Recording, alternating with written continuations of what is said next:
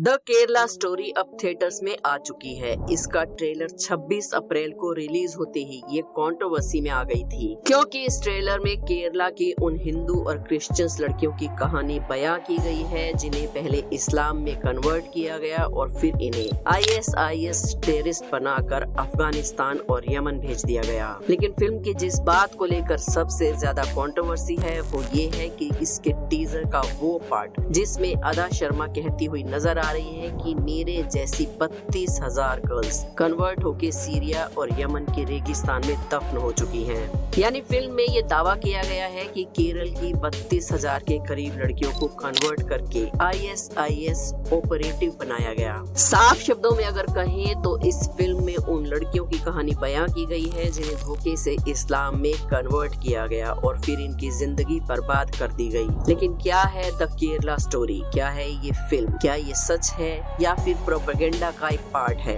केरला में हिंदू और क्रिश्चियंस लड़कियों के धर्म परिवर्तन के मुद्दे में कितनी सच्चाई है और क्या वाकई में केरला में लड़कियों का धर्म परिवर्तन करके उन्हें ISIS ऑपरेटिव बनाकर अफगानिस्तान या बाकी मुल्कों में भेजा जा रहा है? और इस 32,000 लड़कियों को कन्वर्ट करने के दावे में कितनी सच्चाई है? इन सभी सवालों के जवाब को आज हम जानेंगे आज के वीडियो में। लेकिन वीडियो शुरू करने से पहले हमारे चैनल अनोखी दुनिया को सब्सक्राइब कर लें और बेल आइकन को प्रेस करना बिल्कुल ना भूलें ताकि हमारी आने वाली हर वीडियो की नोटिफिकेशन आपको सबसे पहले मिल जाए। सबसे पहले बात करते हैं द केरला स्टोरी की। आज से 5 महीने पहले इस फिल्म का टीजर रिलीज हुआ था, जिसके बाद से ही इस फिल्म को लेकर कंट्रोवर्सी शुरू हो गई थी।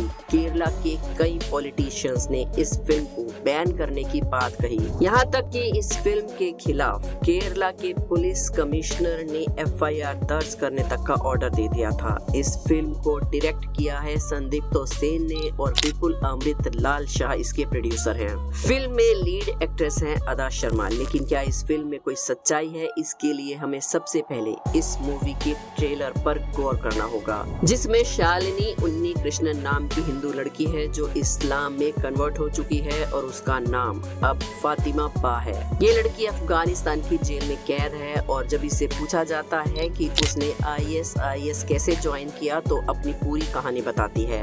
इस ट्रेलर में बताया गया है कि कैसे केरल की भोली भाली लड़कियों को पहले बरगलाया जाता है, फिर इन्हें लव जिहाद के जरिए इस्लाम में कन्वर्ट करके ISIS ऑपरेटिव बनाकर अफगानिस्तान ले जाया जाता है। जैसा कि फिल्म में दिखाया गया है कि अफगानिस्तान की जेल में कैद एक हिंदू लड़की अपनी आप बीती सुना रही है। असलियत में भी उसी तरह की खबर साल 2021 में अखबारों की सुर्खियां बनी थी, जिसमें केरला की 4 लड़कियां 2016 से 2018 के बीच अपने पतियों के साथ केरला से इस्लामिक स्टेट खोरासन यानी कि ISKP में शामिल होने के लिए अफगानिस्तान के नंगरहार गई थी। इनके पति ISIS के टेररिस्ट थे और जब वो अफगानिस्तान और अमेरिकी सेना के हाथों मारे गए तो इन लड़कियों ने अपने बच्चों के साथ साल 2019 में अफगानिस्तानी सेना के सामने सरेंडर कर दिया था। ये लड़कियां हिंदू और क्रिश्चियंस परिवारों से थीं। इन्हें धर्म परिवर्तन करके ISIS ऑपरेटिव बनाया गया था। फिल्म में दिखाया गया है कि कैसे वहां कुछ इस्लामिक ऑर्गेनाइजेशंस लड़कियों को कन्वर्ट करने का पूरा मॉड्यूल चला रही हैं और फिल्म में केरला के इस्लामिक स्टेट बनने की बात भी कही गई है। अब इसमें कितनी सच्चाई है जानने के लिए हमें 2016 और 2017 की इंडिया टुडे की कुछ रिपोर्ट्स पर नजर डालने की जरूरत है। इंडिया टुडे की रिपोर्ट में NIA की 2017 में दाखिल की गई एक चार्ज शीट का हवाला दिया गया है, जिसके मुताबिक 2016 में 21 लोगों का ग्रुप केरला से अफगानिस्तान में ISIS मूवमेंट ज्वाइन करने के लिए जाता है। ये लोग पहले ईरान जाते हैं, फिर वहाँ से अफगानिस्तान में दाखिल होते हैं। इन्हीं 21 लोगों में निमिषा नाम की एक लड़की भी शामिल थी जो हिंदू परिवार से ताल्लुक रखती थी। निमिषा उन 4 लड़कियों में से एक है जो अफगानिस्तान की जेल में बंद है। निमिषा डेंटल की पढ़ाई कर रही थी, लेकिन बाद में उसने इस्लाम कबूल कर लिया और अपना नाम फातिमा रख लिया। उसने बॉक्सटन से शादी की थी जो एक ईसाई था, लेकिन 2015 में इस्लाम कबूल कर चुका था। यानी हिंदू लड़की को पहले कन्वर्ट किया गया और फिर उसे ISIS में शामिल किया गया। केरला की स्टेट इंटेलिजेंस ब्रांच ने 2016 में इसी को लेकर एक रिपोर्ट तैयार की थी, जिसके मुताबिक 2011 से 2015 के बीच 5,975 लोग इस्लाम में कन्वर्ट हुए थे, जिनमें से 76% महिलाएं थी जिनकी उम्र 35 साल से कम थी। केरला पुलिस की रिपोर्ट में साल दर साल हिंदू और क्रिश्चियंस लड़कियों के इस्लाम में कन्वर्ट होने का डाटा भी दिया गया है, जिसमें इस्लाम में कन्वर्ट की गई ज्यादातर लड़कियां हिंदू थी। अब यहाँ ध्यान देने वाली बात ये है कि ये डाटा सिर्फ 5 साल का है और साथ ही इस रिपोर्ट में पुलिस ने ये भी कहा था कि ये नंबर इससे ज्यादा भी हो सकता है। चलिए अब आपको बताते हैं कि ये सारा कन्वर्जन का खेल होता कैसे है। इंडिया टुडे की रिपोर्ट के मुताबिक केरला पुलिस का दावा है कि केरल में कई ऐसे इस्लामिक ऑर्गेनाइजेशंस हैं जिनके जरिए ये कन्वर्जन नेटवर्क काम करता है, जैसे niche of truth, peace education foundation, Zakir Naik Islamic research foundation यानी IRF वगैरह। लेकिन इस पूरे खेल में पॉपुलर फ्रंट ऑफ इंडिया यानी कि PFI का नाम सबसे आगे था। असल में 2017 में केरला पुलिस ने शीना, फरजाना और नासिर को एक 21 साल की लड़की को इस्लाम में कन्वर्ट करने की कोशिश करने के जुर्म में गिरफ्तार किया था। ये दोनों ही मुस्लिम चैरिटेबल ट्रस्ट सत्य सारिणी की वॉलंटियर्स थी।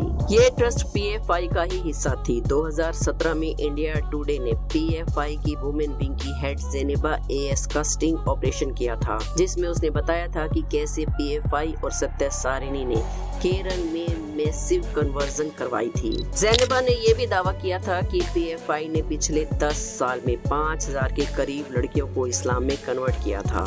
जैनब ने यह भी बताया कि कैसे धर्म परिवर्तन करने वालों को PFI की तरफ से नेम चेंज सर्टिफिकेट मुहैया कराया जाता है। इंडिया टुडे की एक रिपोर्ट में NIA के हवाले से ये बताया गया कि PFI के टेररिस्ट के साथ लिंक्स थे और उनके फाउंडिंग मेंबर ने इंडिया टुडे के स्टिंग में ये भी कबूला था कि PFI का लक्ष्य केरल को इस्लामिक स्टेट बनाने का था। इन्हीं कारणों की वजह से PFI को बाद में भारत में बैन कर दिया गया था। हालांकि द वीक में छपी एक रिपोर्ट के मुताबिक 30 मार्च 2018 तक के आंकड़ों के मुताबिक 2018 तक 90 केरलिस्ट को ISIS ज्वाइन करने का दावा किया जाता है। इन 90 में से 16 को मिडिल ईस्ट में US फोर्सेस के हाथों मार दिया गया। हालांकि किसी भी रिपोर्ट में ये दावा नहीं है कि कितनी हिंदू लड़कियों ने ISIS ज्वाइन किया। ऐसे में जो हजारों लड़कियों के ISIS ज्वाइन करने की बात कही गई है, आखिर वो नंबर आया कहां से, ये भी जानना जरूरी हो जाता है। 5 महीने पहले द केरला स्टोरी के टीजर में ये आंकड़ा 32,000 बताया गया था। फिल्म के डायरेक्टर संदीप्तो सेन ने मीडिया से बात करते हुए साल 2021 में कहा था कि उन्होंने ये आंकड़ा केरल के फॉर्मर चीफ मिनिस्टर ओमन चांडी के केरला असेंबली में बताए गए आंकड़ों से लिया था। संदीप्तो सेन ने कहा कि ओमन चांडी ने बताया था कि हर साल लगभग 2800 से 3200 लड़कियां अपना धर्म छोड़कर इस्लाम कबूल कर रही हैं। संदीप्तो कहते हैं कि 10 साल में ये आंकड़ा 32,000 हो जाता है। हालांकि fact checking website old news ने अपनी रिपोर्ट में बताया था कि ओमन चांडी ने 2012 में असेंबली में 2667 लड़कियों का आंकड़ा दिया था, जिन्होंने 2006 से लेकर अब तक इस्लाम कबूल किया था और ये आंकड़ा सालाना नहीं था। यही नहीं, BBC की एक रिपोर्ट में एक पॉलिटिशियन ने नाम न बताने की शर्त पर यह बताया कि 10 से 15 लड़कियों ने ही 2016 से 2021 तक में ISI ज्वाइन किया है। यानी संदीप्तो सेन जिस निष्कर्ष से 32,000 के आंकड़े तक पहुंचे थे वो काफी वीक है। शायद यही कारण रहा होगा कि फिल्म के टीजर में जहां 32,000 का आंकड़ा बोला गया था, वहीं फिल्म के हाल ही में आई ट्रेलर में 32,000 को हटाकर हजारों लड़कियां कर दिया गया है। लेकिन कुल मिलाकर बात इतनी है कि सच्चाई अपनी जगह है और फिल्म अपनी जगह है। जैसा कि हम सब जानते ही हैं कि भारत में धर्म परिवर्तन पर कोई बैन नहीं है। यहाँ कोई भी अपनी मर्जी से किसी भी धर्म को अपना सकता है, प्रैक्टिस कर सकता है। यहाँ हर किसी को अपनी मर्जी से धर्म परिवर्तन का अधिकार दिया गया है। लेकिन ये बात भी किसी से छुपी नहीं है कि केरल में ऐसे केसेस भी देखे गए हैं जहाँ जबरन धर्म परिवर्तन करवाया गया था। तो कुल मिलाकर इस फिल्म को आप खुद ही देखिए और अंदाजा लगाइए कि इसमें कितना सच है और कितना प्रोपेगेंडा। तो हम तो बस आपसे इतना ही कहना चाहते हैं कि फिल्म देखने जरूर जाइएगा और अपनी राय हमें कमेंट्स में जरूर दीजिए, और जिन लोगों ने फिल्म देख ली है वो भी अपनी राय कमेंट्स में जरूर दें। वीडियो पसंद आई हो तो एक लाइक जरूर करें, अपने दोस्तों के साथ शेयर करना ना भूलें। हमारे चैनल अनोखी दुनिया को सब्सक्राइब करके बेल आइकन को जरूर प्रेस कर लें। कल फिर मिलेंगे एक और वीडियो में। धन्यवाद।